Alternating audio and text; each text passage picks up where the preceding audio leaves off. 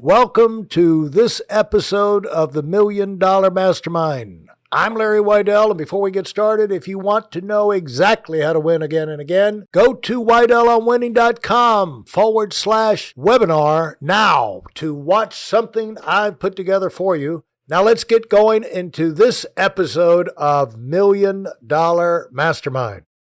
I'm here with a legend in the financial services world. He's become a legend in two countries, by the way. Very few people are that well known coast to coast in two different countries. But that's the opportunity that's available for you if you do something great and you immigrate from one country to another and have insane success. It reverberates. It's like throwing a rock into the water and people find out about you. And so maybe Frank will share some of those experiences. That would be kind of fun to hear again. But help me welcome Frank Dillion. Hey, Frank, how are you? Hi, Larry. Thank you for having me today. I really appreciate that. And the first thing that I want to say, Larry, is that I want to thank you for being one of my mentors. If people don't understand or don't know, you really was one of the strongest mentors I had since I was a division leader. You met me when I was a division leader, and then when I became a regional leader, Larry, you invited me to a leadership school, and that was my first experience going to a big hotel that you brought me, very luxurious, powerful hotel. I never was one of them, never before. And I remember catching the vision that, it's not what you really have right now, is what you can have. And you exposed me to go to this hotel, which had two soldiers, on each side of the bed. And since I never had that experience, I was scared that those metal soldiers were going to follow me, so I slept on the sofa. So I can't forget it, that experience. I always talk about that, from the beginning. I really, Larry, I treasure you very much. I think that you are one of the biggest, legends in the company, because you started with a big vision, what a big hierarchy. If everybody really study your work, we will recover that big vision. Larry, when I came to this country, I came from my country, Ecuador, and I came like any other regular immigrant looking for a job because in my country was no jobs. And my mother wanted to send me to a law school, but we didn't have the money. So I came to this country and looking for something, and I come back and I can become a lawyer in my country, but then I fall in love with America. It was something that, you need to experience, that there are beautiful people in this country like you, Andy, and other people that really care for people, and so I came to this country. I started working on, in many jobs. And one of them was basically pushing a cart at the garment district in Manhattan. How old are you now? How old were you? Oh my goodness. Well, let's say, let's count about 42 years ago, 43 years ago. Okay. And I'm 70 now. Oh, okay. But I still feel like a 40. Right. I feel like 40. Absolutely. I'm still screaming. I have the energy. I have the inspiration, and I still running a bait shop. But the most important thing, Larry, is that I always believe in God. And I thought that when I had those experiences in the beginning, like any other immigrant, I was pushing a car during the snow time. And I remember I was in such a cold thing on the street. And I always said to myself, no, this is not going to be it. It's going to be something better for me. And I think one of the things that I learned, with myself and other people, is that you never believe and never think or get stuck in thinking that this is it. And I said, this was temporary. Then I went to clean toilets and clean floors and all of that stuff. And again, I didn't see myself staying like that for the rest of my life. And when I went to work to a factory, for a factory in Manhattan, I started going to school, because, most of my family, most of my brothers and sisters were professionals in Ecuador, and they were doctors and, one that is a lawyer, and then, different professions they have, an accountant and all that. So I came to this country and I went to school. I was working during the day and I went to school, to college during the night and weekends. At that time, we had the bilingual. That's when we started the bilingual programs in the United States. And I've traveled into public buses from Manhattan to Montclair, New Jersey. Wow. And then when the snow was there, I had to walk like 2 miles, through all the snow to get to my classes. And I tell my kids about that, life is not that easy in the beginning. But you know what, Larry? I took that as an experience. I took that as a training that God put me through to be strong with my mind. Most people take that as a negative and something that, they feel sorry for themselves. But I didn't feel sorry for myself. I know that God gave me the strength to go through all of that experience. And I felt that it was an experience for me to get tough, to become tough. To get a strong mind to get what I want in life. So I kept, searching and searching. I graduated from college. I graduated from Rutgers University with a master's degree. And then I got my PhD. When I was working for the medical school as a clinical director, I got recruited by Pharmaca. And, 2 years before I retired from the college, from the University Medical School, I realized that this opportunity was amazing. 2 years before I get full retirement, I quit my job. And when I quit, I was a division going to regional, and I basically put all my heart. It's not only, making money, what the idea was to help people and to understand what the crusade was all about, people that didn't know about financial services, and they didn't have anything to, to protect themselves. And I still believe that it's a great percentage, especially, in our, with our Latino community, we still need to educate them about, how money works. So I came and, I became a vice president. And after, the first year, basically, I recovered my income that I was making at the medical school. I was making at that time $215,000, and I quit from $215,000 a year. And I left that job. Late 90s. This was in the late 90s. So it wasn't Correct. terribly far back in the past. And you had worked, 18 years? You see, it was a 20-year retirement. And so you're 18 years, you walk away from retirement, 2 years into it. I mean, that's a big step. Either a big step or a stupid step. It's a stupid step if you weren't going to work. Right. Yeah. But you know what? When you have faith in the Lord and believing that God is good to you, and always, understand that whatever is in front of you, it's an experience, and that when you feel down, that's when God is with you. That's when you needed Him, to be by you. And basically, the first year I recovered my $215,000. I left $215,000, and I recovered my first year $215,000. And that was the biggest achievement for me, to see that amazing. I can do the same with those degrees. Without those degrees, I can make that. That was a big achievement for us to see too. There's a lot of people watching you do that. Yeah, and then I look at Rick Susie's history, and nobody did him in terms of his numbers. And basically, I did that after 10 years. Nobody did his records. I did it.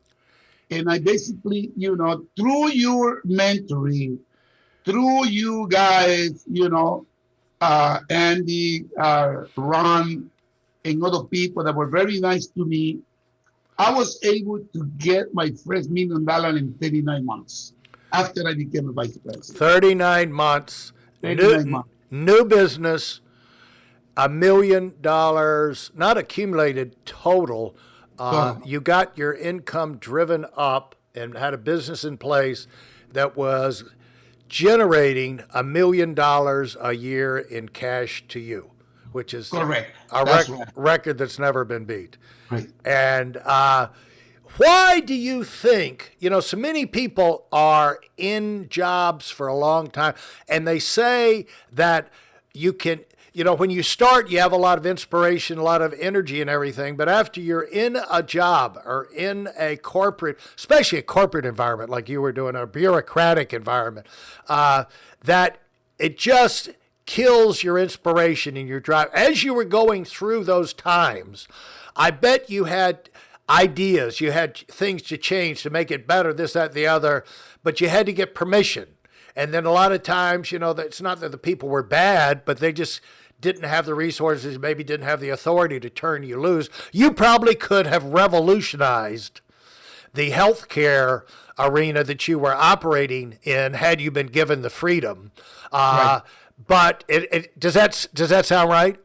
Yes, I was right, but it's impossible to be beating that system because it's so structured, so organized. It's like a mafia.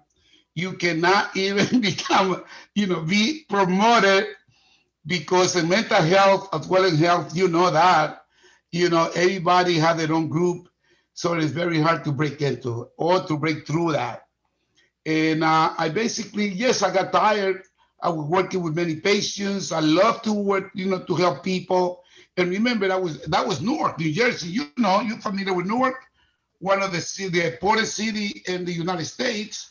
A lot of drugs, a lot of abuse. It's a bunch of things and violence.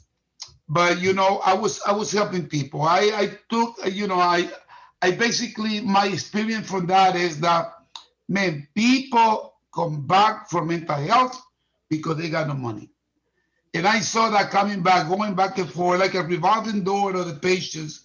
And I realized this is, man, money, people need money. People need something to be helped with it. People have to do, to know something different that is there for them. And then I got recruited actually by fun. The guy that recruited me, I was actually seeing a patient, and somebody invited me to an investment seminar. And I said, "Oh, wait a minute, I don't know about investment. Let me go and see it." And that was so interesting, Larry, that the guy said, "Well, our next meeting is 12 o'clock." It was like at 10 o'clock that he called and said, "No, I can't do that because I have a patient." And the guy asked me, "When can you do it?" I said, 2 o'clock. Hey, we have another one for 2 o'clock, which was not true. But, I show up and got Larry. That's what made me realize that this business, whoever is involved, is not accidental. Yeah. I think it's geared and direct and planned by God, by the Lord. And until this day, I share with people that was the only one in the opportunity meeting. I was the only one. And since I was a doctor and I was, expecting to see a lot of people in the conference because, to right. Those conferences we go 100 to 100, I was the only one. So the guy keep coming back and saying, "No, just give it another 5 minutes. There's more people coming." So it made me believe that there were more people coming. And I said, "Fine, I can wait another 5 minutes." And then he said, "Well, finally, there is a traffic, situation." So I said, "Okay, go ahead, I'm here."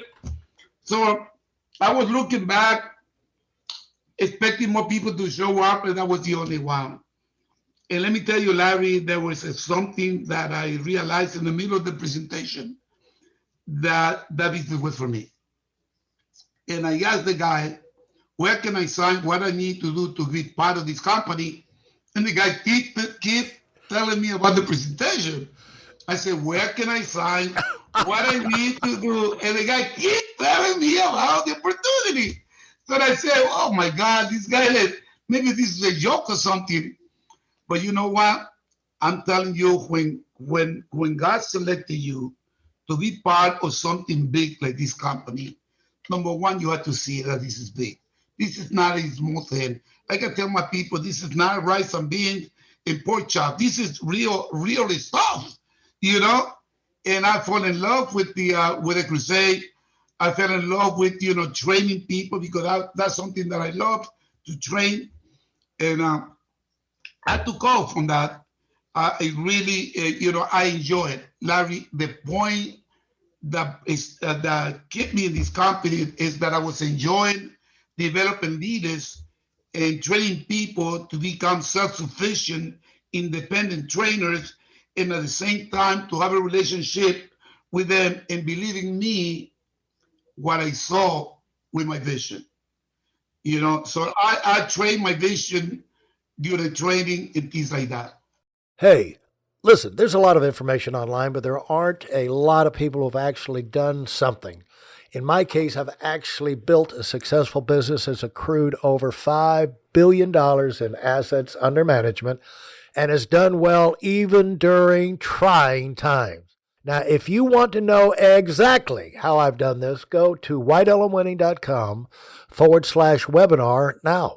I've compressed a decade of learning into 5 short weeks just for those of you who want to give yourself an incredible advantage and are tired of waiting and watching others move up.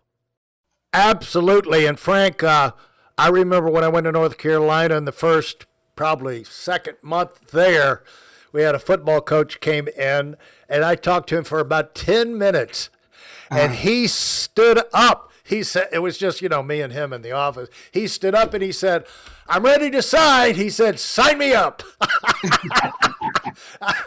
He didn't need to.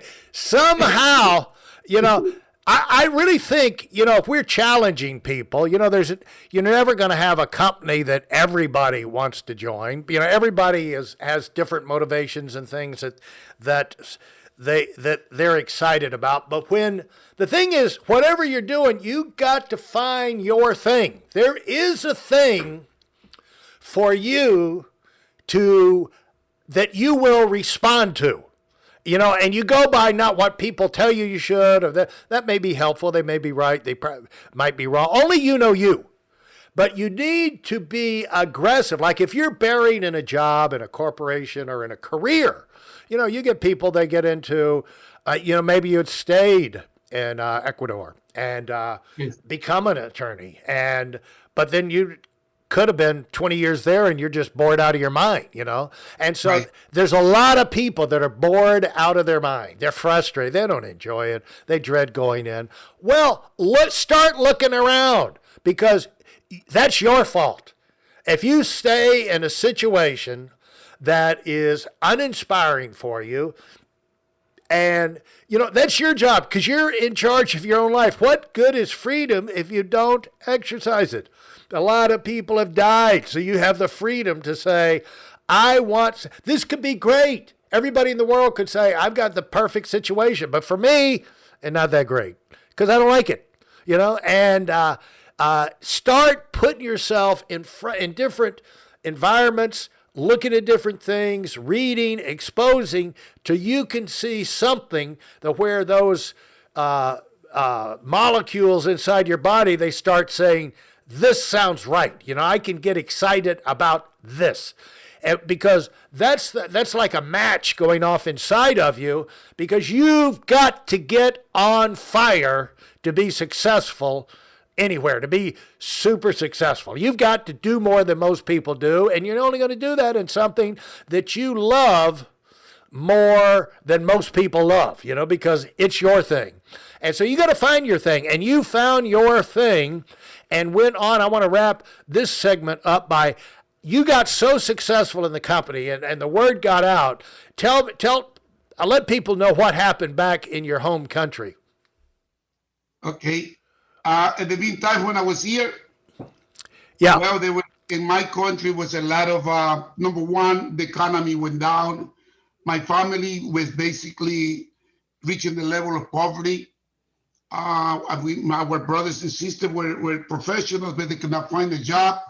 And the political arena there is very unstable. So basically all the people suffer there. I didn't go there until I had some money saved so that I can go back and help my family. And when I went back, basically I realized that my family was not doing well. I helped each one of my brothers and sisters, and I bought a house for my mom. And I want somebody to take care of her 24 hours, because she was basically, getting old. Yeah. And getting a little bit sick. But I had that pleasure in my life, that satisfaction I had, that I could not feel guilty, being here, being successful and helping my family. On the contrary, it was something that inspired me not to forget about my family, because usually we don't have a compelling reason, to do something great in life.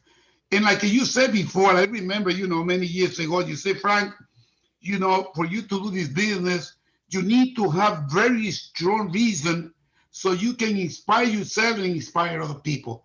That just stuck in my mind for years. And I say, you know what? Let me come out with the compelling reasons why you want to do this business, Frank. And that's what really, helped me to develop to the next level competition, and my story. Basically, just change the numbers in the company.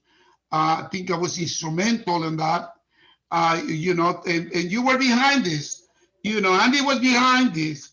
Ron was behind this, but you guys let me run the show, and that was the very important thing that we need to learn in this business.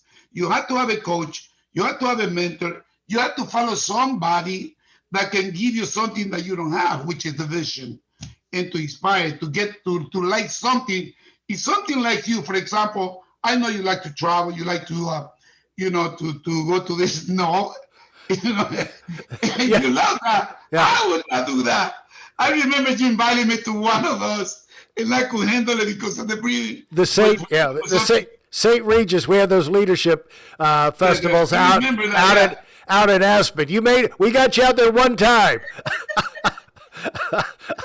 The famous Aspen. Yeah. And then I got the guys threw me in the snow and they tried to, play with me. But the other guys, they were there before, so I was not used to. But it was a great experience anyway. It was a lot of, opportunity to develop relationships, get to know each other, and be, be friendly, and get to know the people. But now, but now, in terms of inspiring people, yes, the word got out in your, what I want to cover. Didn't the word get out in your country about how successful you were in the United States? And talk about how what came from that.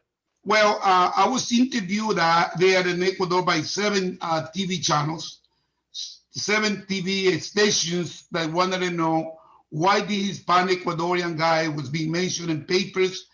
And one of the largest papers there in Ecuador dedicated me one whole page about my history and everything. And I didn't know that. But this was through somebody that was a journalist there, that was my friend. I didn't know that he was collecting information about me. But then I got recognized by the government. I got the Congressional medal, for success, outside the United States. And, so I got a big recognition, big celebration. And I was able also to give a couple of conferences to different professionals to inspire them, to get into our field. So it was big. It was a big experience out of that. Besides winning with my family there, I got a chance to be exposed to the television and newspapers and different conferences that I did. And the professional medal, the Congressional medal, actually was a big experience for me. I didn't expect that, So I guess that's what that came out of there. But you said you flew in and they met you at the plane, and it was just like all of a sudden you're the guy that you've seen this happen to other people on television, but now you're the guy getting off the plane that everybody came to see. That's right. But it was beautiful. It was a great blessing. I guess also telling to people, listen, this is not only my achievement, but the glory belongs to God. And guys, believe, don't lose your faith on becoming somebody, because God is with you. No matter where you are, what you do right now, that doesn't mean that you can stay there. And people need to recognize that, of course, passion doesn't show up unless you really start doing something. People want to get the passion first and do it. I think passion comes out of your mind and your heart after you start doing things. So that's what I learned, in that process. Absolutely. Things start to change when you start doing things. So thanks so much, Frank. This has been great. And what a chance for people to get to know the background of your story. And next time, I want to dig into how you got established as your own man, and you got the education, but gradually, step by step, you got promotions, you got more people under you, you had more responsibility, and the changes you went through, which is like climbing the ladder of success. I mean, it's a progression, and things you didn't know, you learned. And for people that are listening here, it just reinforces the thing that winning is learned. The ability to win is something you learn because you study and then you work. And you study and work and you see what happens. And maybe you say, well, I worked, but I misunderstood what they were saying. So let me go back and make some adjustments. And you can only learn from someone else if you're willing to work. That's right. And apply what they tell you. A lot of people think it's like a baptismal experience. I'm going to go listen to Frank. His words will wash over me, and I will be changed the rest of my life, and all of a sudden bigger paychecks will come in. No, you have to let those words go inside you. You got to think about it. You got to decide how you're going to use that information to make changes, and then you got to make those changes in how you work. And so, Frank, thanks so much. Lots of great information. I can't wait to bring you back again. Sure, Larry. I think it's a real pleasure. It's a blessing to connect with you. And you know how much I admire you, respect you, and, continue to, to follow your steps, man, because you really have done a beautiful job for the company, and thank you very much. Thank you very much on behalf of myself, my family. So thank you, Larry. And I feel the same way about you, Frank. Thanks so much. If you enjoyed what you've heard and are dead serious about finding out for yourself exactly how this works in the real world, I've taken the most valuable business lessons I've learned over 40 years and put them into something for you to watch. Go to whiteelemwinning.com/webinar now in order to move up as fast as possible. I'm Larry Weidel, and I run the $1 Million Mastermind. Go, go, go.